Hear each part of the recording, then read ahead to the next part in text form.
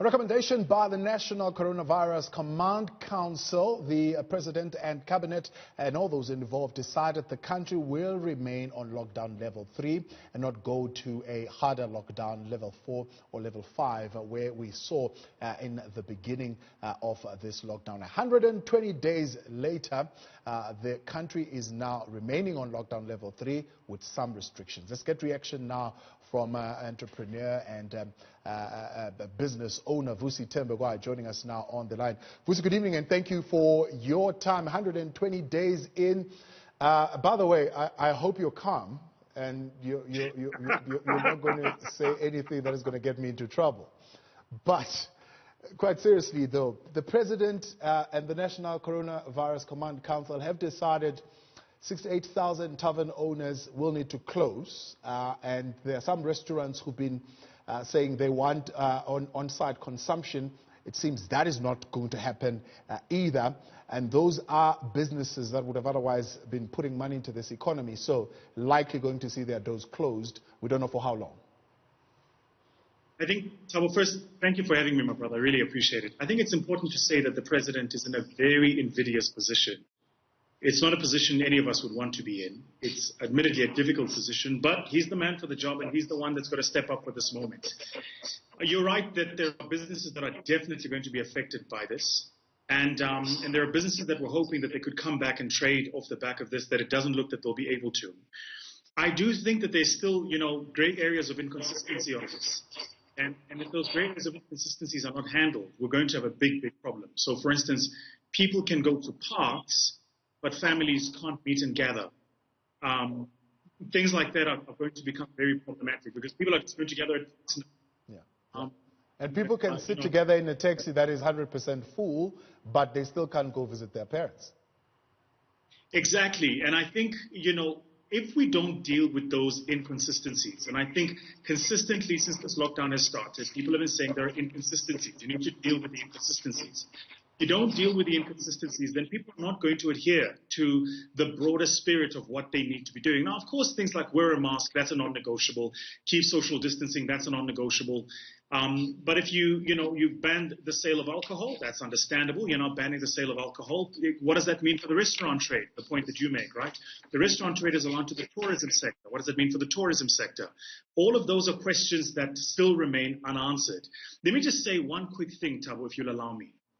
There would not be as much a hullabaloo about the President or the National Command Council's response to COVID if the economic stimulus was effective and was working. So if the 200 billion loan guarantee scheme that was made available at the banks had been dispersed, at last count, we were on 11 billion that's been dispersed into the economy. That's 5.5% in an economy that's shed hundreds of thousands of jobs since this lockdown has started. So and then issues of the UIF, people still the UIF months. If you don't deal with that, the other measures are not going to be. Yeah. Vusi, part of what you do is also advise companies on strategy. And if you were to advise government right now on strategy to mobilize society to comply, what would be your advice? Well, the first thing I would say to them is social equity is the single most important instrument in any form of public service. And right now, I think if you check the hashtags, the Twitters, the social medias, this government doesn't seem to have a lot of social equity. So I would say to them, go and win back your social equity. What does that mean? Go and convince people you're doing the right thing and you're doing it for them. That means you can't have things like a scooter program in the Eastern Cape. It means you can't have things like money being stolen out of the UIF and people then being hauled before the courts. As long as you have those things, people are not going to keep to the rule of law. So go and rebuild social equity. I'd say that's the single most important thing. The second thing I would say is you have to show people the data you're using to arrive at your conclusions. If you're not transparent with the data you're using to arrive at your conclusions, people aren't going to trust your conclusions. So, for instance, you reintroduce a curfew. Now, I'm presuming there's a reason behind the reintroduction of a curfew and how that affects the spread of the coronavirus. In other words, there must be an increase in the spread that happens after 9 o'clock. Otherwise, why are you reintroducing a curfew? So if you're not sharing the data behind the decisions you're making, people aren't going to trust those decisions. Those are the two most important things I would say to this government you have to do immediately. Now, It seems this government is relying on the fact that it's saying to the people, look, we've saved lives. We look at our mortality rate is way lower than the global mortality rate. In fact, it's predicted that 40 to 50,000 people are going to die.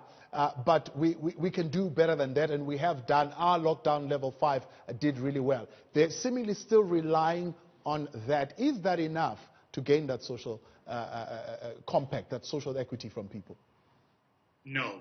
The short answer is no. And the reason it's no is because, so let's extrapolate this, right? So by the president's own numbers, 40 to 50,000 people could lose their lives to coronavirus. But we heard at the beginning of this week, if not the middle of the week, that there are 1 million more people who've become unemployed because of this response. Now, I'm not in any way trying to compare a loss of a job to a loss of a life. I think those two things are incomparable. But the point I'm making is that if the quantum of the numbers doesn't seem to make sense, again, people are going to question the decisions that you're making. Let me very quickly make the point, Thabo, that in the description of any leader, in the job description of any leader is to be unpopular. If you're popular as a leader, you're probably not being effective. So I don't think that this government or this leadership cohort needs to be popular. But I do think it needs to be deliberate, it needs to be clear, and it needs to be consistent. I don't think there have been either of those things at the moment when it's mattered. So deliberate. If you say you're going to pump money into an economy, do it. You can't have a minister of finance who's saying, I'm going to come up with a third iteration of the economic stimulus plan. It's been 2-3 weeks later, we're still waiting. You need to be consistent. If you say to people, these are the things that we're going to do, then make sure those things are being done. And make sure they're being done even at the most local of levels. And then you need to deal with things like what we know is corruption.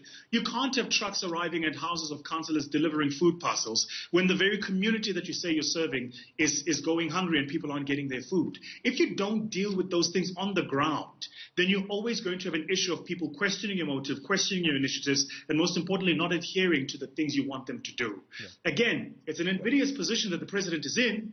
He's the man for the job. Part of the strategy, of course, vital to it is contact tracing, and he emphasizes, and it should have been actually, we know that contact tracing is what worked in all the other countries that have managed to curb the spread of this virus earlier on, something that he's emphasizing will continue. But the other thing that he's saying, he's sending ministers and deputy ministers to districts so that they can ensure that intervention is happening at district level. What do you make of that? Very interesting, and I'll tell you why. There are some of us who've been sitting on the sidelines over the past decade who've been saying that the most effective way to bring South Africa forward and to ensure service delivery is to remove provinces. And in effect, what the president has just done today is exactly that. Because by dispersing national government to district and local municipality level, in effect, he's overreached, if that's the correct word, or jumped the provincial process and gone directly to where the service delivery protest. It means that it's a subtle, if not a tacit admission by the president himself, that actually there needs to be a much broader, a much closer relationship between national government and local government with service delivery protests. Now, if it happens and it works, then I'm going to be very interested to see how they make an argument for the continuation of provinces after this, because it's pretty clear we might not need that middle layer of management in terms of our cooperative governance structure in South Africa.